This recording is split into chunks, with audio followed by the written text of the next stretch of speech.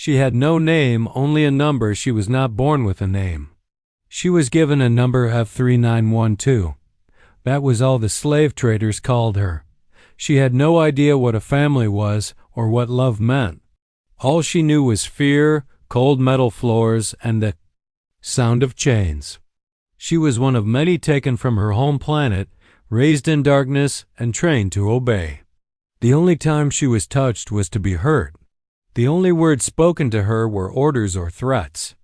She had learned not to speak, not to cry, not to hope. But everything changed the day the ship crashed. It had been flying over a quiet human colony on the edge of space. The engines failed.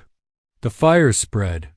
F3912 had been trapped in a cage, coughing from smoke as screams echoed through the halls. When the crash happened, she had expected to die. But instead, the metal cage broke open. She crawled out, burned, dizzy, but alive. The other slaves were either gone or too injured to move. She didn't wait. She ran into the trees and didn't stop until her legs gave out. For 2 days she hid in the forest, eating leaves and drinking from muddy puddles. Her skin, purple and glowing, faintly made it hard to hide. She curled into herself, trying to stay invisible. But then she heard footsteps, heavy ones. Human ones. She froze. Thomas had come to check the crash site. He wasn't a soldier anymore, just a man trying to live in peace. But when he saw the small alien girl lying behind a fallen tree, shaking with fear, he didn't pull out a weapon. He slowly walked forward, hands raised, and said in a calm voice, "It's okay. I'm not going to hurt you." She didn't believe him. She hissed and backed away, but her body was too weak. She fell again, coughing. Thomas moved closer and wrapped her in his jacket. She tried to fight, but his grip was gentle, not cruel. Her body wanted to rest, but her mind screamed to escape. Still, he didn't shout. He didn't chain her. He just said, "You're safe now." She had never heard that word before. Safe. Thomas took her to his small home at the edge of the colony. He didn't live with anyone. His wife had died years ago. He had no children. Just an old cabin, a few books, and quiet. When he brought the girl in, some neighbors watched with concern. "Is it wise?" one of them asked. "That thing could be dangerous." Thomas didn't answer. He simply cleaned her wounds, gave her warm clothes, and put her in a guest bed. She didn't sleep. She stared at the ceiling, her body wrapped in softness she didn't trust. Was it a trick? Would pain follow? That's how it always worked before. But nothing happened. The next morning, she expected shouting. She expected chains. Instead, Thomas was making breakfast. When she crept into the kitchen, she found a plate of food waiting for her. Real food, not slave rations. Her hand shook as she picked up the fork. She kept glancing at the door, ready to run. But Thomas didn't stop her. He just said, "Eat as much as you like." She didn't understand him. Why feed her? Why show kindness to something not human? That day, she barely spoke. She didn't know any human words except a few learned in secret. But she watched Thomas. He moved slowly, carefully, as if not to scare her. He didn't treat her like a pet or a prisoner. He treated her like something else. Something she didn't have a word for yet. At night, she sat by the window and looked at the stars. Her people believed stars were where ancestors lived. She wondered if any were watching her now, if they were proud, or just sad. Thomas sat across the room reading. The girl watched him from the corner of her eye. She didn't know his story, but she could feel something broken inside him, just like in her. They were both alone in different ways. The days passed. Slowly, the girl began to trust small things. The sound of Thomas's boots meant warmth, not fear. The smell of food meant comfort, not punishment. The soft blankets were not traps, but shields. But she still didn't speak. She didn't even tell him her number. because to her, it wasn't a name. It was a wound. One morning, Thomas asked her, "Do you have a name?" She looked down and shook her head. He didn't push her. "You can have one," he said, "when you're ready." That night, as she lay in bed, she thought about that word again, safe. Was she really safe here? Could she really trust him? She didn't know yet. But something inside her, a small, flickering spark, began to believe. Maybe, just maybe, this place was different. Maybe this man was different. And maybe she didn't have to be a number forever. Not yet a daughter. Not yet a friend. But for now, she was something new. She was someone Thomas had chosen not to fear. And that was the beginning. Asterisk, she tried to escape. Then something stopped her. She woke early, long before the sun touched the hills. The air was cold, but her mind was racing. Every quiet moment in the house made her more nervous. It didn't feel real. It felt like a trap she hadn't figured out yet. The soft bed, the warm food, the silence, none of it made sense to her. Nothing in her life had ever been soft or warm or quiet. Her instinct screamed one thing: run. She didn't pack anything. She had nothing to pack. No shoes, no tools, not even a name. She moved like a shadow, quiet and fast. Her thin feet slipped across the wooden floor. The door creaked and her heart jumped, but no one stirred. She pushed it open, stepped into the cool morning fog, and ran. Her legs were still healing. Every step hurt, but she pushed through the pain. She didn't care where she was going. She only wanted to get away. She crossed fields, climbed rocks, and ducked behind tall bush whenever she heard noise. Her thoughts were wild, messy. If she could find a ship, maybe she could leave this world. Or maybe she would live in the forest. Anywhere was better than waiting to be heard again. Then she heard it. Footsteps behind her, strong, slow, not chasing, but following. She turned sharply and saw Thomas. He wasn't shouting. He wasn't angry. He just stood still, hands low, eyes calm. She expected him to demand she return, or to punish her. Instead, he spoke in the same steady voice she was beginning to recognize. "If you want to leave, I won't stop you," he said. "But I made breakfast. There's food if you're hungry." She didn't answer. Her eyes darted between the forest and the man. This had to be a trick. It had always been a trick before. But he didn't come closer. He didn't plead. He simply sat on a nearby rock and looked up at the sky. Minutes passed. Her body ached. Her stomach growled. She didn't trust him, but her legs were shaking now. She took one step back, then another forward. She wasn't sure why. Maybe it was the way he sat. Maybe it was the way he didn't treat her like a thing. Slowly, she walked back. Back at the cabin, the smell hit her first. Sweet, warm, something she had only tasted once before back when she was taken as a child and fed once by a kind stranger before being dragged away again. On the table were round, flat pieces, soft and golden, dripping with honey. He called. "Them pancakes, Dot." She sat down, not looking at him. She ate with her hands, too fast, almost choking. But Thomas didn't say a word. He simply slid a cup toward her and waited. When she finished, he offered more.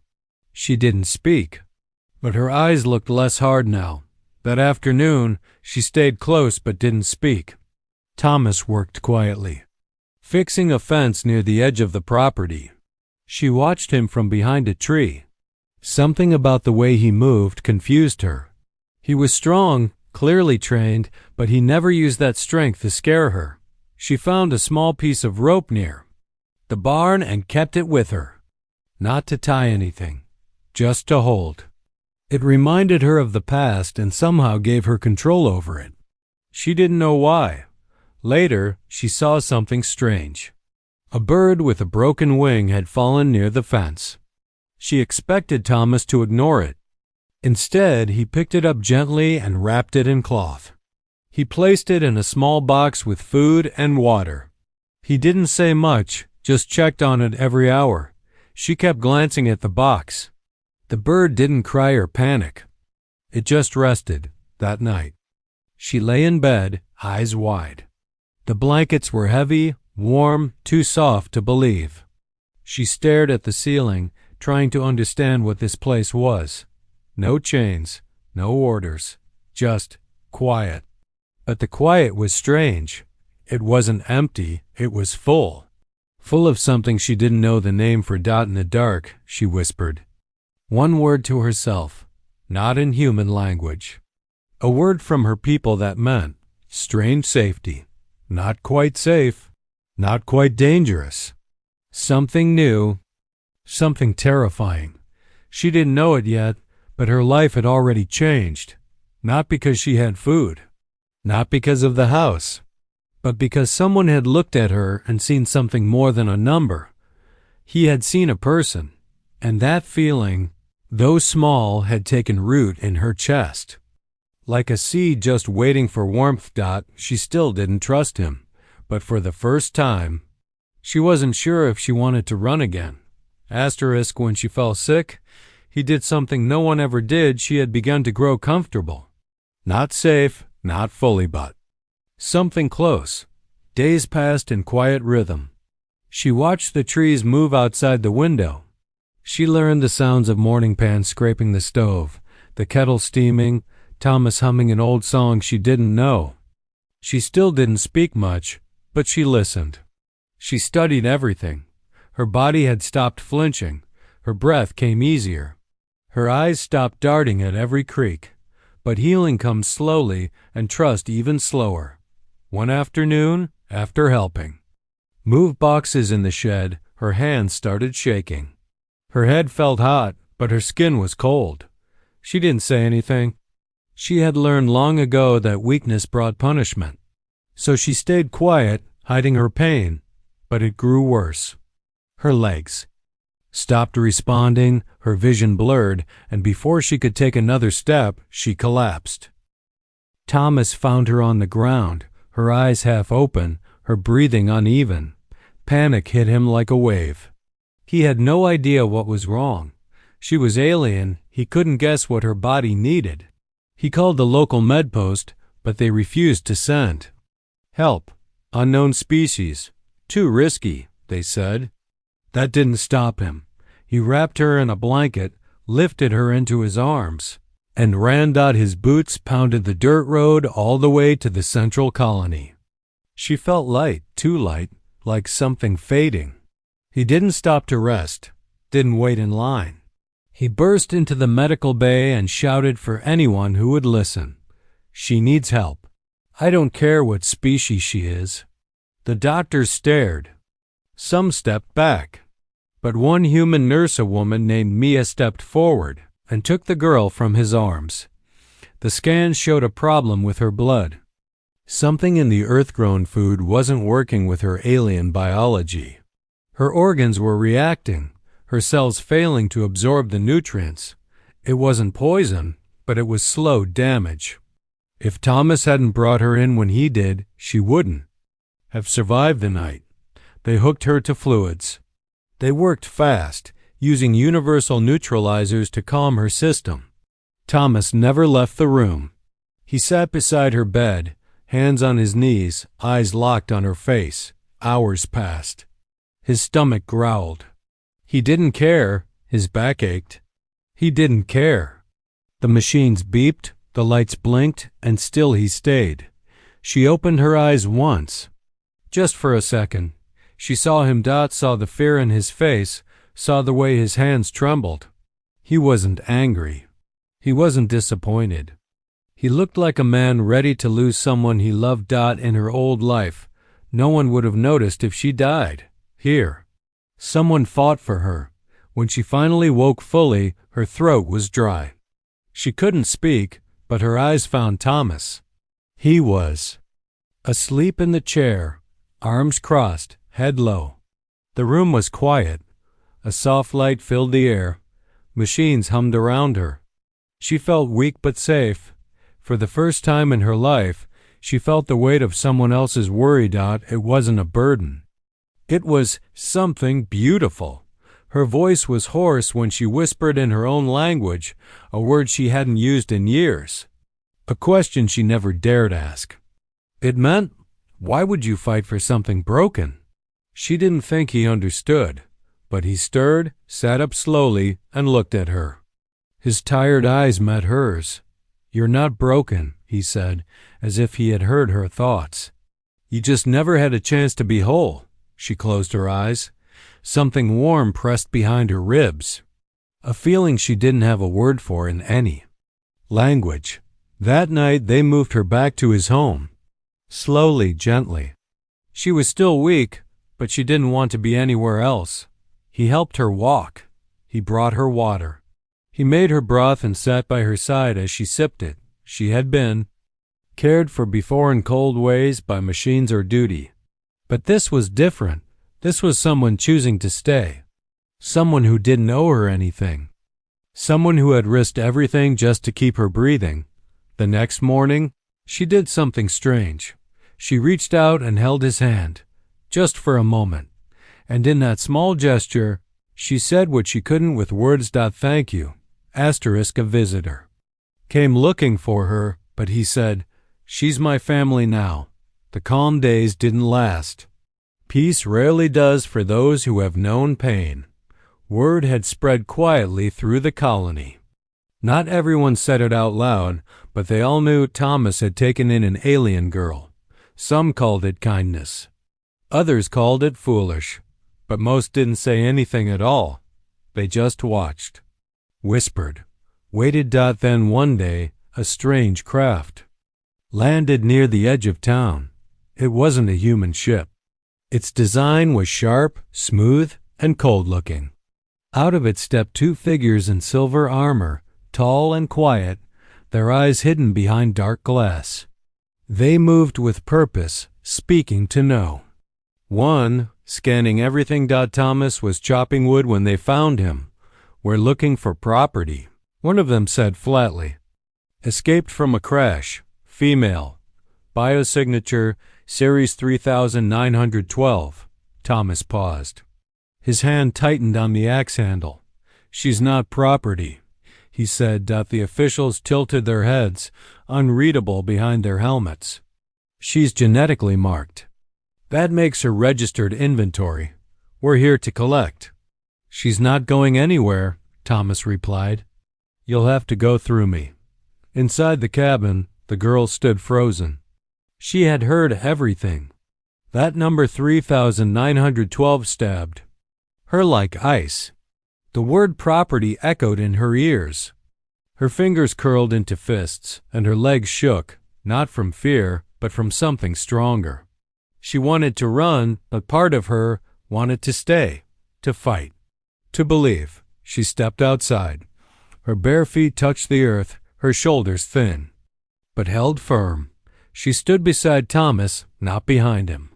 The armored aliens looked at her and then at each other. She recognizes us, one of them said. She knows what she is. I know what you called me, she answered. Her voice was low but steady. But I'm not that anymore. You are what your DNA says you are, the official replied coldly. Come now, or we take you by force. Thomas stepped forward. His voice didn't rise, but his words struck like thunder. She's my family now. The words hung in the air. The aliens froze. Not because of the claim, but because of the certainty behind it. She lives in my home, Thomas continued. She eats at my table. I don't care what system tagged her. I don't care what lab printed her number. I care about who she is now, and she's not going anywhere with you. The girl looked up at him. Something inside her cracked and healed. At the same time, it was the first time someone had chosen her not to use, not to trade, but to keep, like she mattered, like she belonged. The officials whispered to each other in a language she couldn't understand. Then they turned away. We'll return, one said, with clearance. Thomas didn't flinch. You bring 10 more.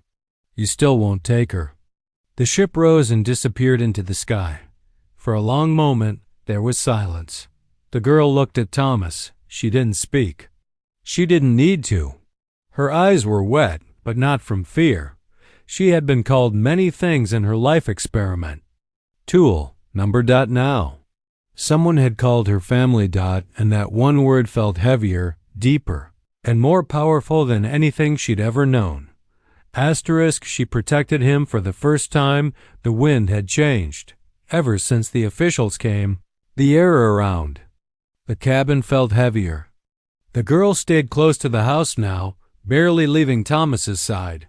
She didn't say it, but he could feel it. She was afraid they would return. So was he. But Thomas had seen enough fear in his life to know one thing: you don't run forever. Sometimes you stand your ground. The girl spent more time in the workshop, learning how to use simple tools. Thomas taught her how to fix broken things, fences, heaters, lights. She wasn't strong, but she was focused. Every broken wire she repaired felt like healing something in herself. She was starting to feel useful, not because someone forced her to be, but because she chose to be. But peace never stays long in places where hope is still growing. One evening, as the sky turned orange and the shadows stretched long, a loud noise echoed from the hills. Thomas stood quickly. The girl followed, her instincts sharp. Then they saw it, dust in the distance. A transport truck, not military, but armored. Raiders. They weren't here for supplies. They were here for her. Thomas grabbed an old rifle and told her to stay inside, but she didn't move. She had run before. She had watched others fight for her, but not this time. Something deep in her heart refused to hide again. "I stay," she said softly. Thomas didn't argue. The raiders arrived. Fast, shouting and laughing. Their faces were masked, their weapons heavy. One of them pointed at the girl. "There she is. Heard she's worth more than a ship's cargo." Thomas stepped in front of her. "You'll have to take her over my dead body." The man laughed. That was the plan. Then they rushed forward. Shots rang out. Thomas fired once, then twice, but there were too many.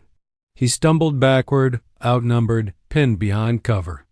The girl watched from the doorway, heart pounding. She felt something inside her spark, an old instinct from her species, one hidden by fear for too long. She stepped forward, her body tensed, her veins glowed faint blue. The energy built in her chest, rising like fire. Her species was once bred for control, not power. But sometimes pressure breaks old limits. She screamed not in fear, but fury. A wave of force exploded from her, pushing through the air like thunder. The ground shook. The raiders were knocked back, tossed like dry leaves in a storm. Some fled.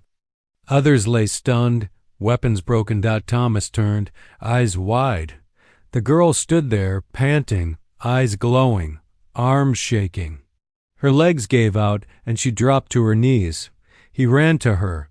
She looked up at him, tired but smiling, just a little. "Protected you," she whispered. He held her tightly. "Yes," he said.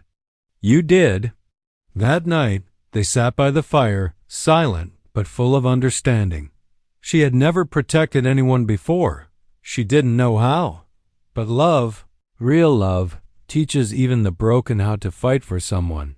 And for the first time, she felt strong, not because she was dangerous, but because someone was worth protecting.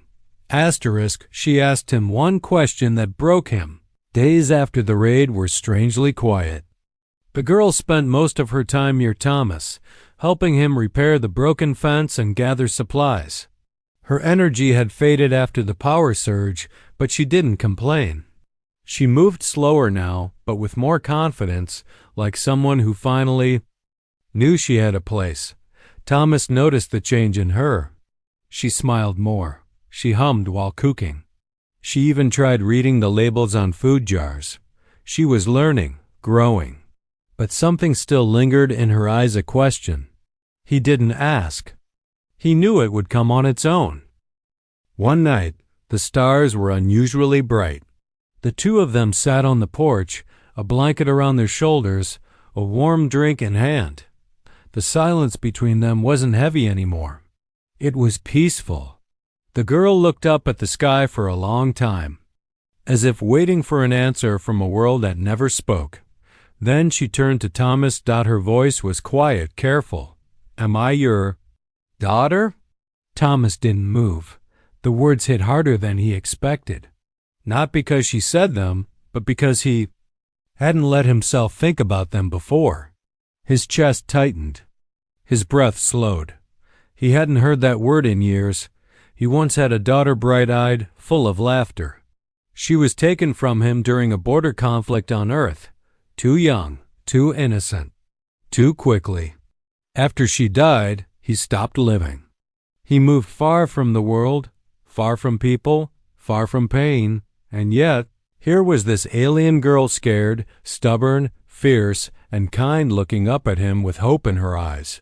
Not for food, not for safety, but for belonging.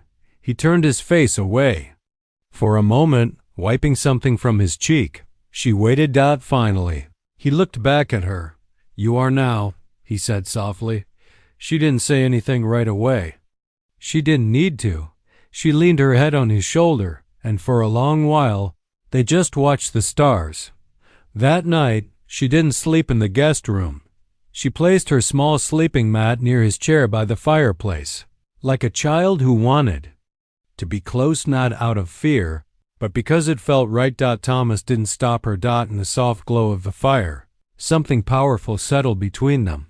He wasn't just her protector now. He was her father, and she, finally, had someone who saw her not as a thing, but as a girl with a future asterisk. She wrote her own name. And it was his spring came quietly.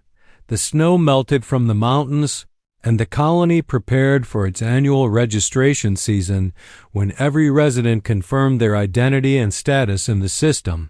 For most, it was routine, a name, a form, a scan. But for the alien girl, it meant something more. She now walked with steady steps. She no longer flinched at sounds or sudden movements. Her eyes held curiosity, not fear. She had learned to cook simple meals, fix solar panels, and even laugh at Thomas's dry jokes.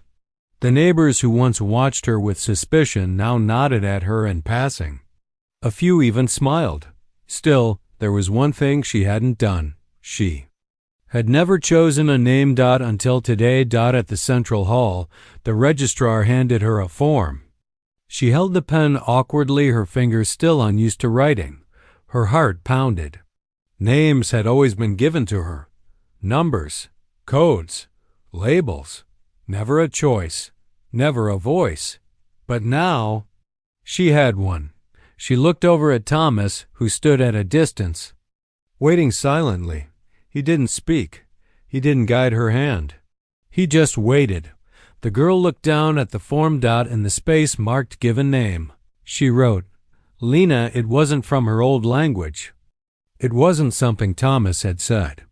It was something she chose, soft, simple, hers. Then, in the space marked family name, she paused. Her eyes stung. Her fingers trembled. She wrote, "Thomas," not because he asked her to, not because anyone told her to, but because family isn't written in blood. It's written in love. When she handed in the form, the registrar blinked.